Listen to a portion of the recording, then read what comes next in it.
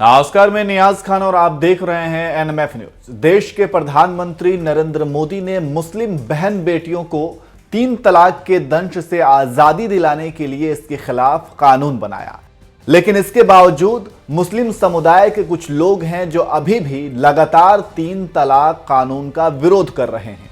ऐसे ही लोगों को लताड़ते हुए यूपी के मुखिया योगी आदित्यनाथ ने आज तक पर दिए एक इंटरव्यू में कठमुल्ला कह दिया, जिस पर बवाल मच गया। यहां तक कि वरिष्ठ पत्रकार अजीत अंजुम ने भी सीएम योगी के इस बोल पर आपत्ति जता दी और उन्हें बदनाम करने की कोशिश करने लगे, लेकिन उनकी ये कोशिश भी जल्द ही बेकार चली गई।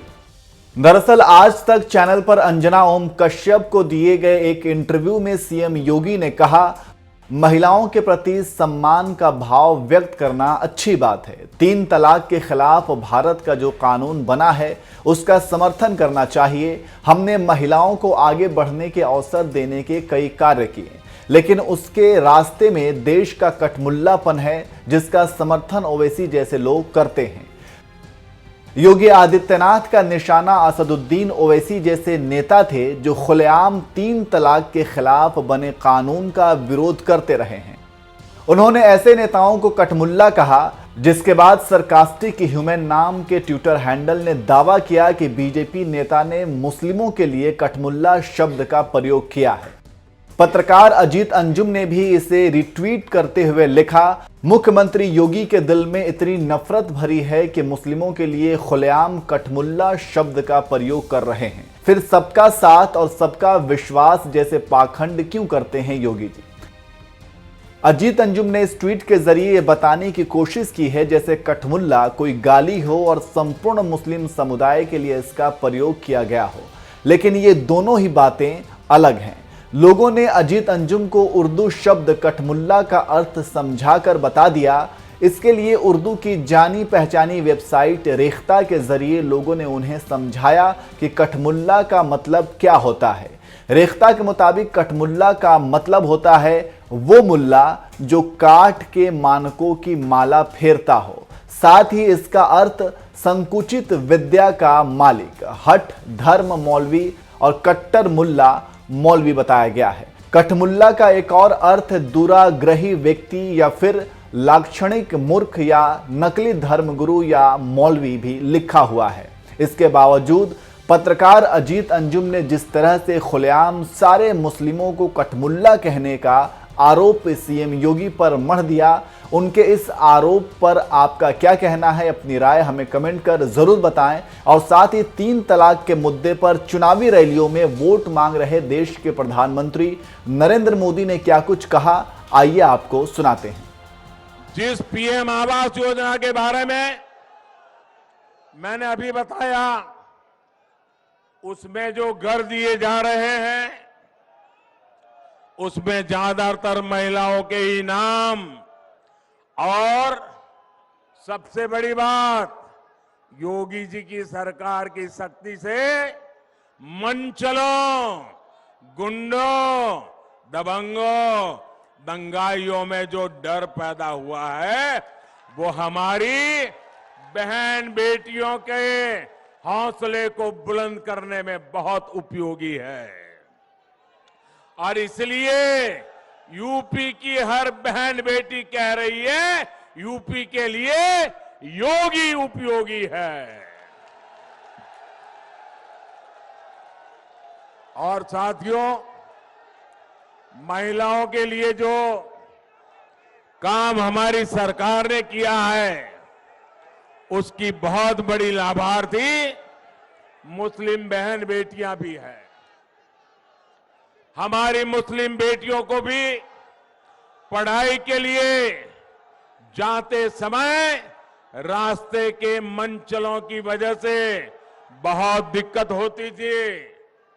जब यूपी में अपराधी कंट्रोल में आए तो इसका लाभ मुस्लिम बहन बेटियों को भी मिला। मुझे खुशी है कि पिछले 7 सालों में स्कूल में, कॉलेजों में मुस्लिम बेटियों की संख्या भी बढ़ रही है। मेरा निरंतर प्रयास रहा है कि कैसे अपनी मुस्लिम बहन बेटियों का जीवन मैं आसान बना सकूं। आप कल्पना कर सकते हैं, आप जरा कल्पना करिए, हर पुरुष कल्पना करे। मैं जो बात बताता हूं, मैं मुसलमान पुरुषों की भी कहता हूं, आप जरा कल्पना कीजिए, मायके से अगर औरत खाली हाथ लौटती है तो फटाक से 3 तलाक दे दिया जाए। ससुराल से पत्नी बाइक लेकर के नहीं भाई तो 3 तलाक दे दी जाए। ससुराल से अपनी पत्नी सोने की चेन लेकर के नहीं आई तो 3 तलाक दे दो। घड़ी मंगवाई, घड़ी नहीं आई, 3 तलाक दे दो। मोबाइल मंगवाया, मोबाइल नहीं आया, 3 तलाक दे दो। कोई भी छोटी सी बात पर तलाक तलाक तलाक कहकर मुस्लिम महिलाओं का पूरा जीवन बर्बाद हो जाता था। और सिर्फ उस मुस्लिम महिला का ही नहीं, आप उस बेटी के पिता का दर्द समझिए, उस बेटी की मां का दर्द समझिए। जब बेटी वापस चली आए तो उसके मन पर कितनी गुजरती होगी। वो हमेशा इस डर में जीती थी कि कहीं बेटी 3 तलाक ना हो जाए। साथियों, आज देश की हर मुस्लिम बहन बेटी के पास 3 तलाक के खिलाफ कानून की सुरक्षा हमने दी है। एक रिपोर्ट में सामने आया है, 3 तलाक का कानून बनने के बाद यूपी की हजारों बेटियों का घर टूटने से बचा है, तबाह होने से बचा है। मेरी बहन बेटियां बच गई है और उनके मायके वाले भी बच गए हैं। गौर परिवारवादियों ने किसानों और खासकर छोटे किसानों को भी हमेशा धोखा दिया है। ऐसे छोटे किसानों की चिंता पूरे देश में सिर्फ और सिर्फ भारतीय जनता पार्टी कर रही है। हमने छोटे किसानों के लिए पीएम किसान सम्मान निधि शुरू की, उसके बैंक खाते में सीधे पैसे भेजना शुरू किया। हमने फसल बीमा के नियमों में बदलाव किया, उनके लिए विशेष हमने पेंशन योजना शुरू की। हम किसानों के क्रेडिट कार्ड के दायरों को बढ़ा करके पशुपालन करने वालों को, मछली पालन करने वालों को भी हमने किसान क्रेडिट कार्ड का लाभ दिया। हम उत्तर प्रदेश में डेयरी सेक्टर को भी तेजी से विस्तार कर रहे हैं। ये डेयरी प्लांट अपनी बिजली की जरूरत गोबर से बनी बायोगैस से पूरी कर सके, इसकी भी व्यवस्था की जा रही है। इससे किसान को आय का एक और अतिरिक्त विकल्प मिलेगा और दूध न देने वाले पशुओं का उनको गोबर बेच करके भी कमाई का एक नया विकल्प हम पूरे उत्तर प्रदेश में देने जा रहे हैं।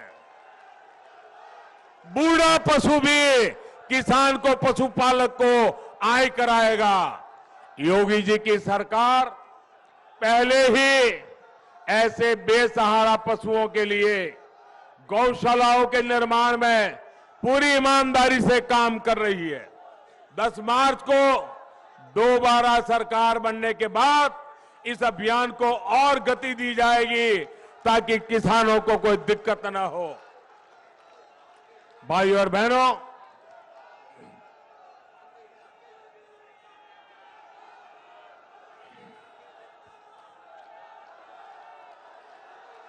गन्ना किसानों के हितों को ध्यान में रखते हुए हमारी सरकार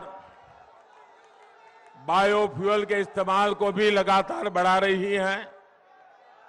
यूपी के किसानों को हजारों सोलर पंप ये भी हम मुहैया करा रहे हैं। जब खेत में ही सोलर पावर से बिजली पैदा होगी तो आप अंदाज कर सकते हैं कि किसान का कितना लाभ होने वाला है, कितना पैसा बचने वाला है। हमारी कोशिश है हमारा अन्नदाता ऊर्जा दाता भी बने, इसके लिए भी हम काम कर रहे हैं। इस बार भाजपा ने संकल्प पत्र जारी किया है, उसमें भी बिजली से लेकर खेती किसानी से जुड़े बड़े संकल्प लिए गए हैं। 10 मार्च को सरकार बनने के बाद इन संकल्पों पर तेजी से काम किया जाएगा।